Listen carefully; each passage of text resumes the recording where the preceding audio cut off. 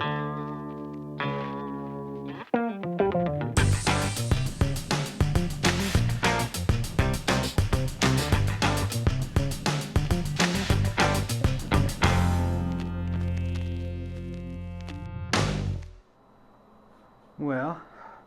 yeah, you gonna blow breath?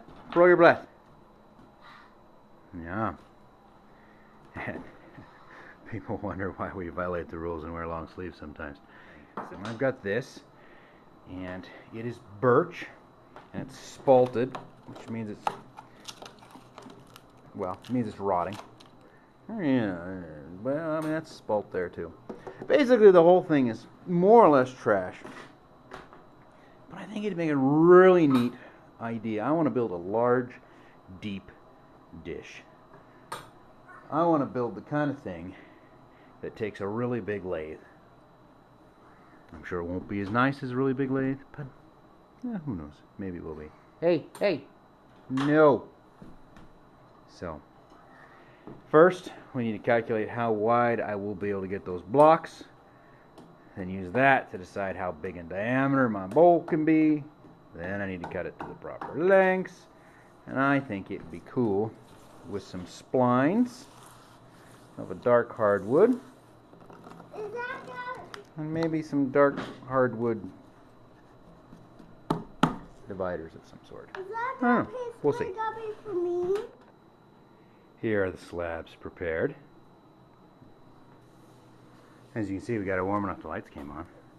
It's going to give me 4 segments, although not even, at 21 inches. So that seems fine. Our bowl will be finished probably 20. Oh yeah. Boy, spalting's beautiful stuff. No doubt about that. Oh, hell. Are you trying to saw that wood with Daddy's sandpaper knife? Yeah. No. The sandpaper knife wants to cut it off. The sandpaper knife wants to cut it off? Then how is Daddy supposed to cut his sandpaper to the right sizes, huh? I'm going to plug that. Alright, buddy. Let's cut yours and go inside, because my toes are freezing. It's still below freezing up here. Daddy?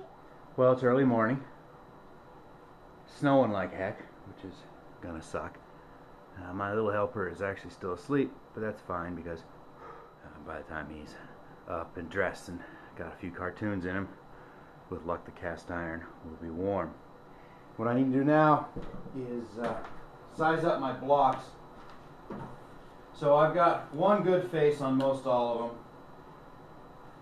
And then I'm going to try to make them as wide as physically possible. Again, I like the spalt, but I'll have to come up with some way to stabilize it. Yeah, they're glued up. They should be wider than they are long, which is really all I need anyways. In the saw, I have my recent favorite blade. That's the Porter Cable Razor. This shows you how cold it is. The belts have taken a set. It means the table saw will thump when I first started up. In preparations for this process, underneath the table saw you'll have a lift stop. I've made sure the lift stop doesn't have sawdust on top of it to get as much height as possible out of my blade.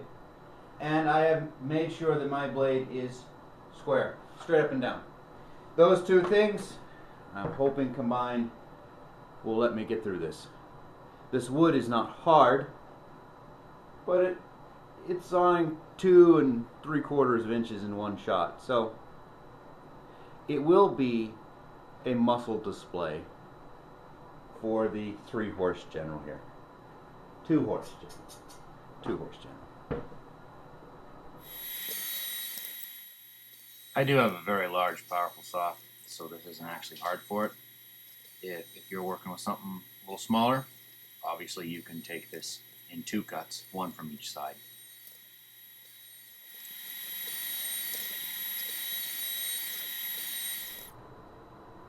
Here I have my FS tools, stacked dado set in, and we're just going to plow a groove in the middle, flip it, go both ways, just so I know it's perfectly centered.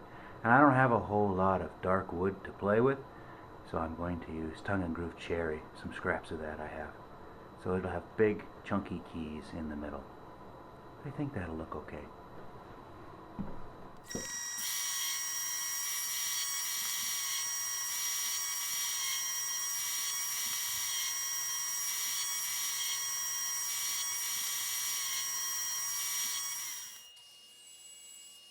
So here you can see I'm ripping my tongue and groove cherry just down to some random width. And I can't remember what I was checking inside the saw when I did that. I think I thought I heard something in there. Stick, something like that, dragging on the... I just barely got enough depth to slice these down. So I got them all close, and then I set out and got one perfect. Then left the setup and recut them all. And here, same deal, only with width.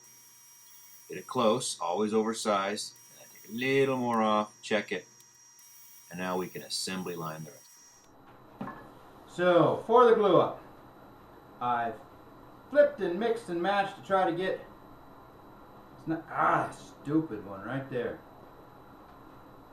Try to get them to sort of line up as best as possible. I'm going to use some big honking clamps, so we have some leeway in this.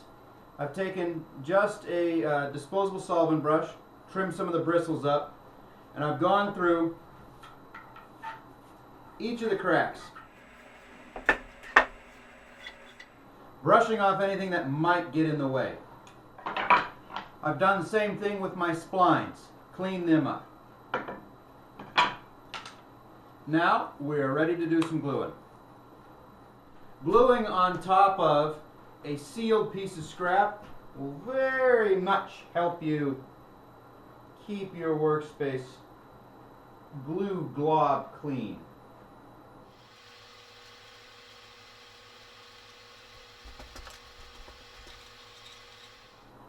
We're going to need more. This stuff's soaking it up.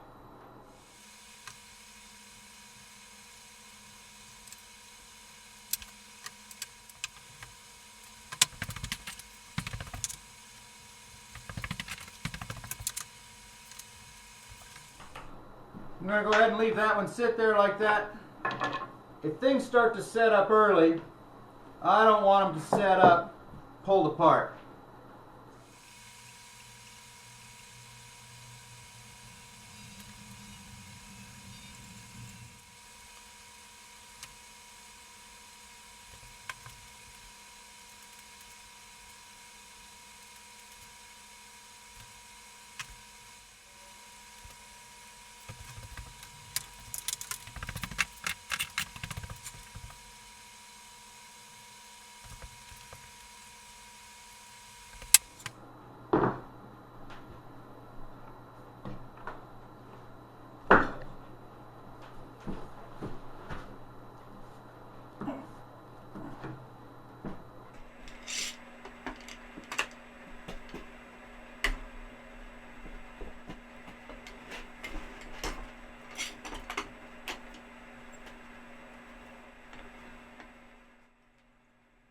One nice thing about using splines the size of those, they do a really good job of holding the pieces together, even with that twist. And that's why I'm reefing on the clamps.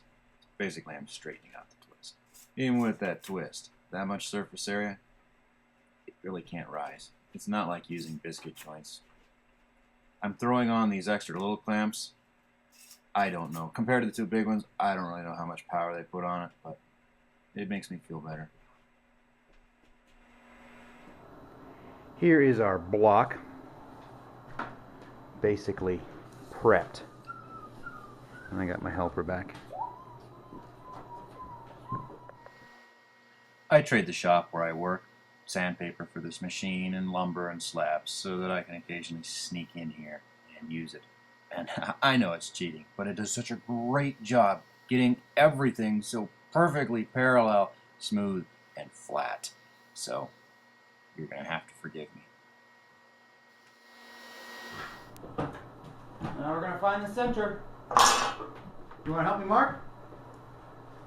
Find the center of a triangle. Center of a square. Can you take the pencil and make a mark alongside the ruler? I can't reach. Can you reach?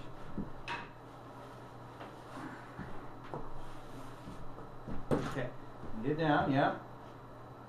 Now,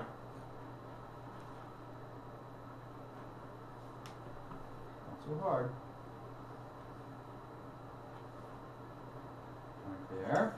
Now, we'll go this way. Can you do it again?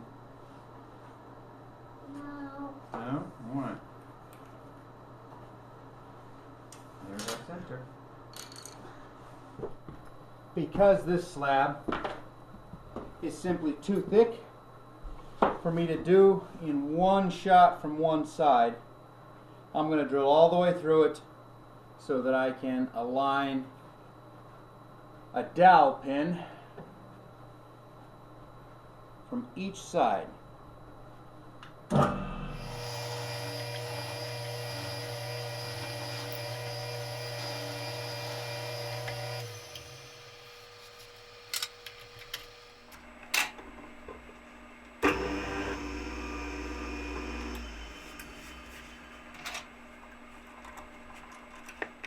I'm using a reverse twist end mill for no other reason than it matches the dowel really closely. But it's too big to get properly started with a mere 1/4 inch hole. So I gotta up the ante.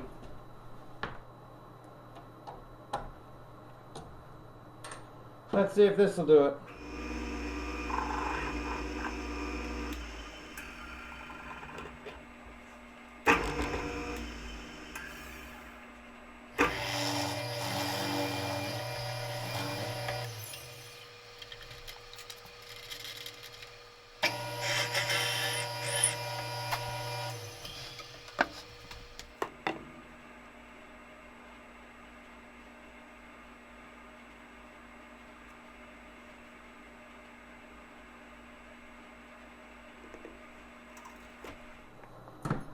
Now it's 3 o'clock.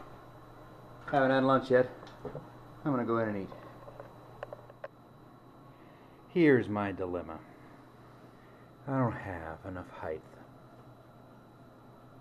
I'd need a 12-inch table saw to get that thick, or I need a thinner sled. But I'm concerned that if I get too much of a thinner sled, I won't have the bite I need on the pin to successfully do that. Well, there's no sense in reinventing the wheel for this, so I'm going to go ahead and use the sled as designed and at least nip off these corners, get my weight down. Then we'll look at, can I come in from both sides?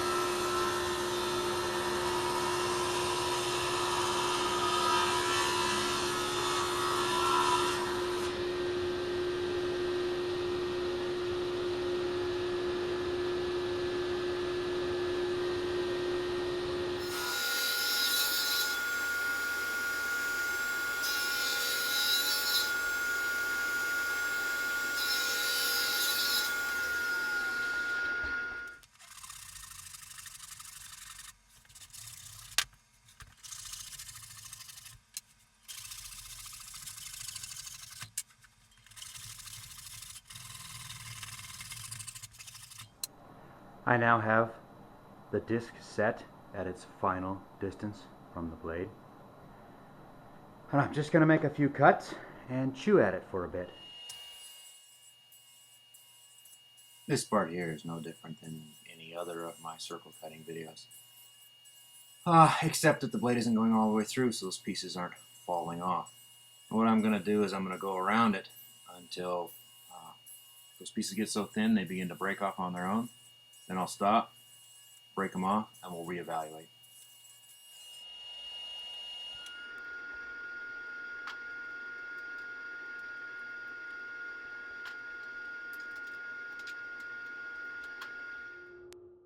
It was about here that I remember that, oh yeah, I through drilled it so I could put a pin in from both sides. It was just sort of a brain fart on my part. Somehow I thought I had to do it all from one side. Now the solution was simple. I was just being dumb.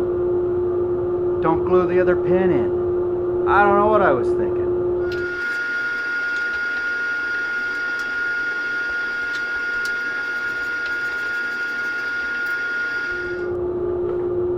Now I can finish the cut, and it won't be in the way.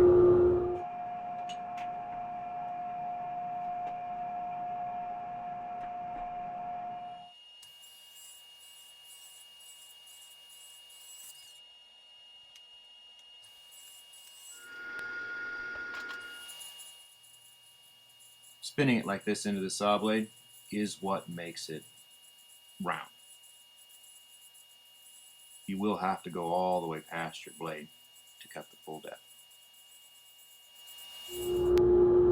Next, to put the chamfer on my bowl, I'm going to move over about an inch, inch and a half, and begin tipping the saw blade in order to give myself a curved lip.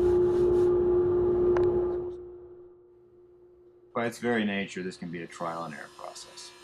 And despite my eyeballing it, it turned out that when I laid my blade over, I did not have the depth necessary to come all the way through. Now, it turned out that when I cut my next bevel, the blade was tall enough to come all the way through, and so there was no catastrophic, oh crap moment. But to be honest, I really just got lucky. I made a mistake. I didn't get the measurements right. So here you can see at that second steeper angle, which I was always going to have. Like I said, I got lucky. You can see that it does, in fact, see my main big bevel and then the little ones on top, it does, in fact, reach all the way up. And yeah, like I said, I just got lucky. Now, there's no point in having you watch me spin this for 10-15 minutes to cut all these out. So I'm going to go ahead and montage that, and I'll see you on the other side.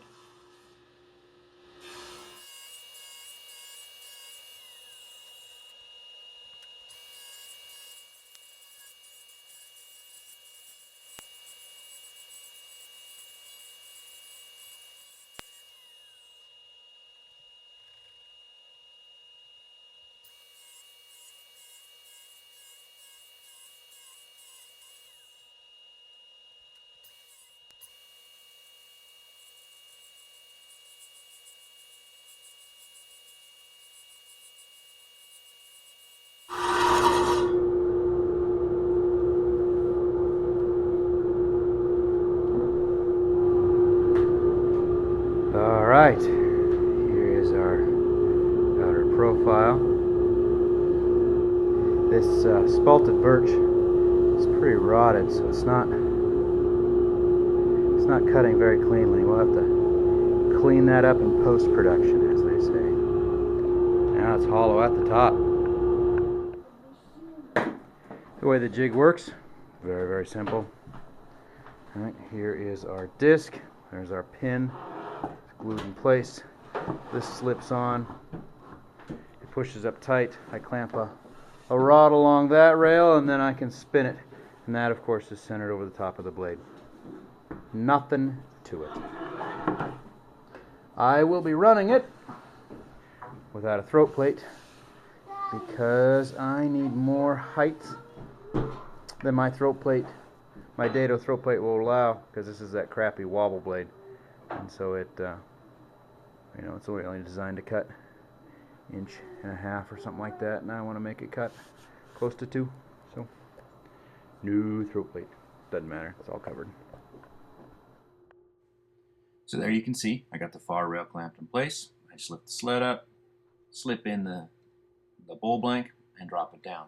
If you notice on the closest rail, I've got the center marked. And I did that beforehand, just by sighting down through the hole in the jig and marking the dead center in the blade. You're going to want to put those marks on so that you know that you've got it returned to center, so you don't miss anything. I found with the wobble dado I could be very aggressive, maybe too aggressive, and I could push it to almost 5/8, maybe even occasionally 3/4 of an inch.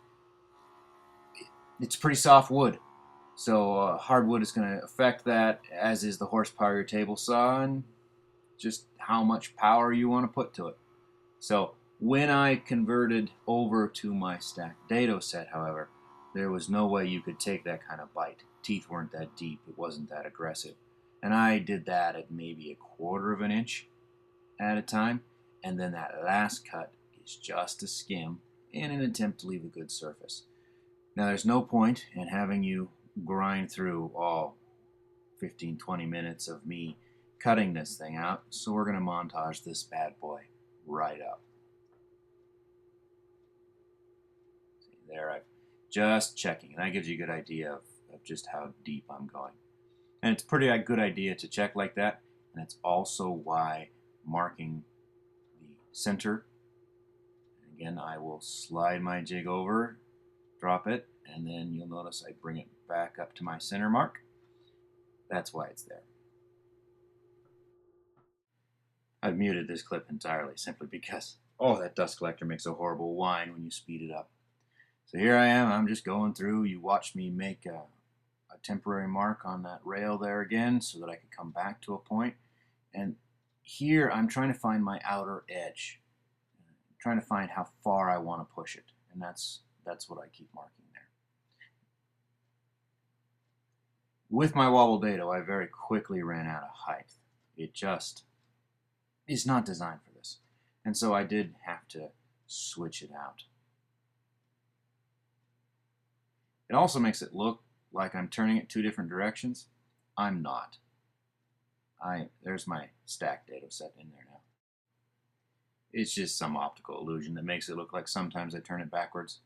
I don't know what benefit turning it backwards would be, and I'd be a little afraid that it would try to auto feed on you. Yeah, baby. And they said it couldn't be done.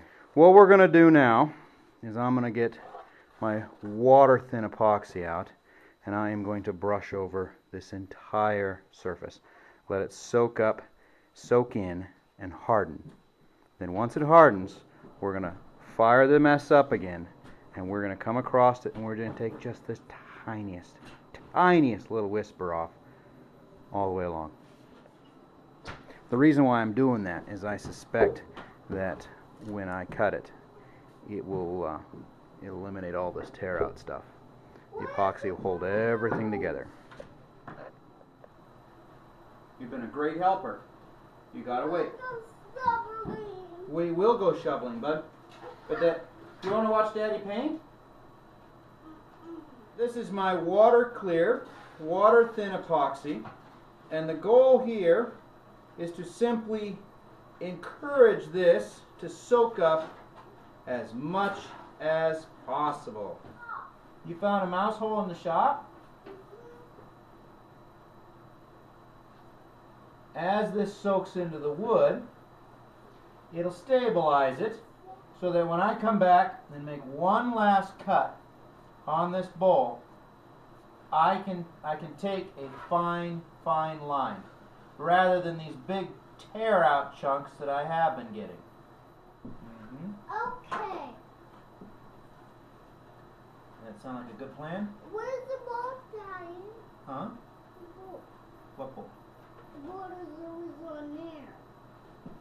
The bowl is always on there. This is the bowl that was on there. And when we go shoveling, Yeah, we'll go shoveling. the epoxy will dry, right? Yeah, epoxy hardens, it doesn't dry. But for your purposes, yes, the epoxy will dry. Is it done? Well, it's still soaking in. Daddy? Is that the board in there? Mm-hmm. Wait. Did we bring this box outside? Could we? Should we put them out in the snow? I'm not sure that's where they should be. I think they'll get lost out there. And will forever?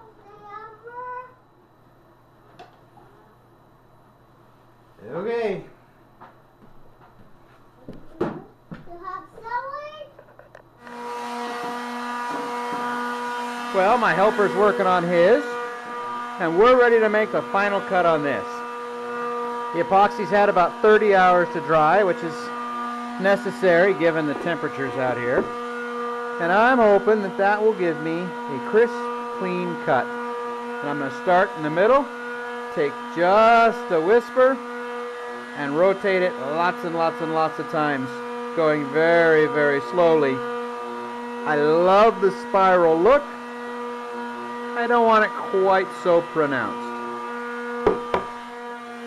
Same setup as before with a stacked dado. This especially is montage worthy because it is even slower and duller than before. But idea basically is you're just taking a skim off the top. Going real slow, real careful. There I am checking it. Make sure how deep I am. You might notice as I spin it that the bowl has developed a bit of a warp. I guess that's to be expected when you're working with nice solid chunks like this, especially in the kind of weather changes you see inside my shop. Slow down even more when you know your blades are getting close to that inside lip, because that is going to be a lot of wood you're trying to cut, and you really just want to take a hair off. Here's the big reveal.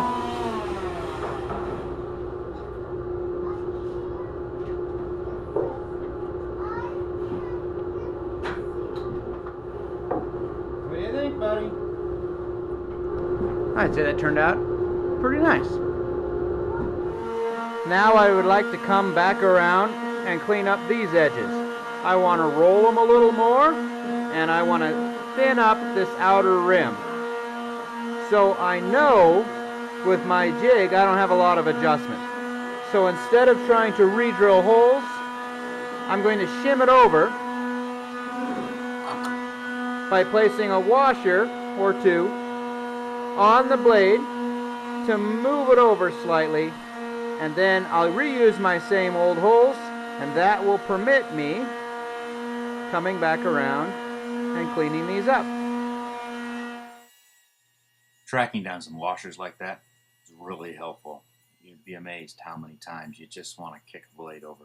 You could make temporary ones out of, say, some heavy cardstock or something, but I just hit the hardware store one day, found nice washers, different sizes, and then for the ones I had to, I drilled out the centers. This is just a merry-go-round going really slow. It's not taking a big cut, and because I got that blade spaced over, it works great. Just go back to my old angles, my old settings. Here I am. I'm going to take that upper top bevel, and I'm actually cutting it back a little bit because I wanted that lip, that top lip, to be a little more pronounced, which is why I'm going slower there. It's taking a big bite. The end effect is pretty darn good. It really looked like a turned edge. You can really see how moving it over that little bit and readjusting the angle did a lot to lighten up the look of that lip. We got some issues we got to clean up. I can't reach these marks, so I'll have to be sanded out. And from the top, let's face it, she's still a little clunky. I did do it with a table saw. This will make a fine birthday present for my wife. She always wanted a bowl to put crap in. Oh, I don't know. I just put crap on the table. She'd like it in a bowl. I have had this thing for years, given to me as a gift. I have never, other than playing with it a little bit, I've never really used it. It's supposed to sand round things. Well, this is the first time we've had something really round to sand. Let's all find out if it works.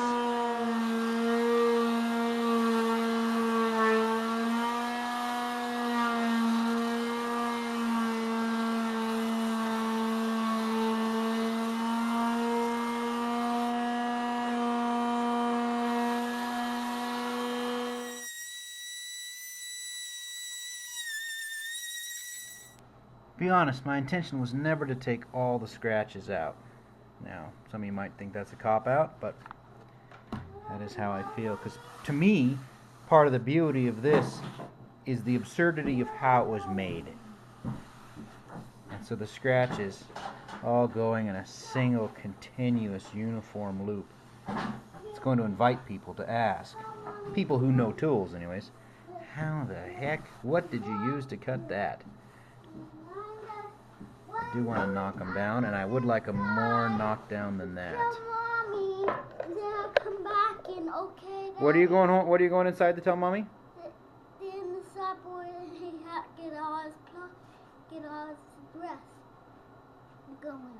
Okay. Are you sure you don't want to just stay out here with me? Yeah, I'll come back out.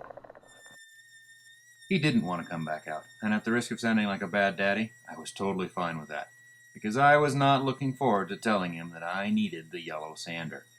At that time of night, anyone who's got kids knows how that one's going to end. So he stayed inside, had some cookies, watched some cartoons, and I finished this up here. The finishing process I'm about to do here is unusual, even by my standards. I need epoxy in the rotten bits of wood. The spalting. I love the color, but it leaves it very, very weak. At the same time, the epoxy is going to soak into the rotten bits, but not the rest of it, leaving this mottled sort of a puddle here, no puddle there kind of finish. So what I'm going to do is brush on epoxy, pretty thin, and then I'm going to wipe it off.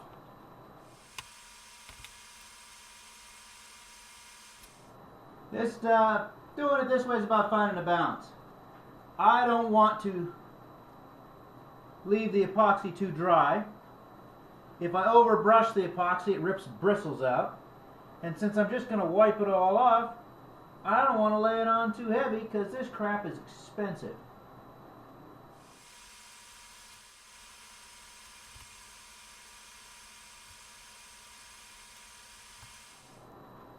There's a dry spot already. Here's some dry spots. So it's soaking up nice. So why would I do this in the first place?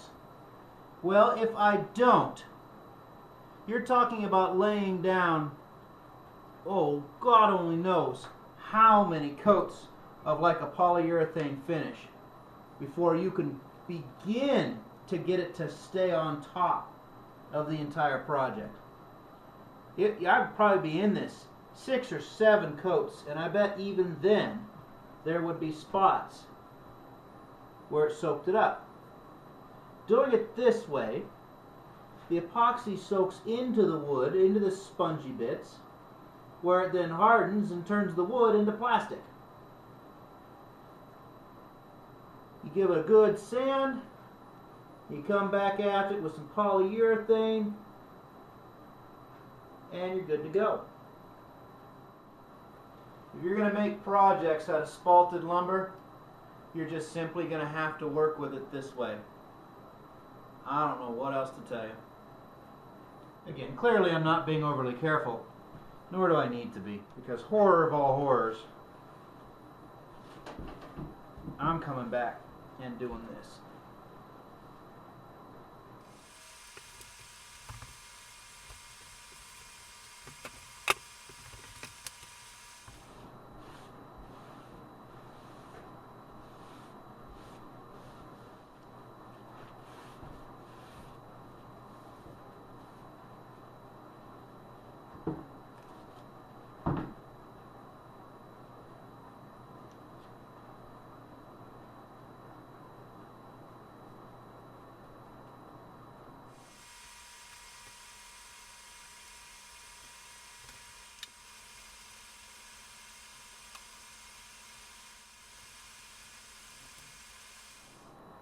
This crap is getting fumy.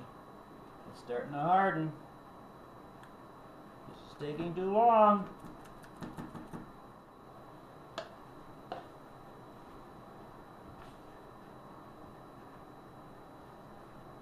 Ooh, we cut it close.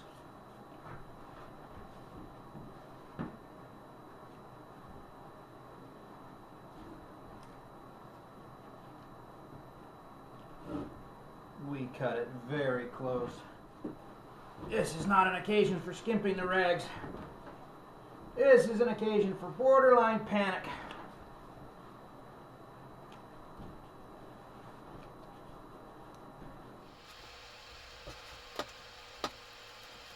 One thing to remember about epoxy: it doesn't care who you are, what your plans are, it doesn't care if anything's gone wrong, it hardens.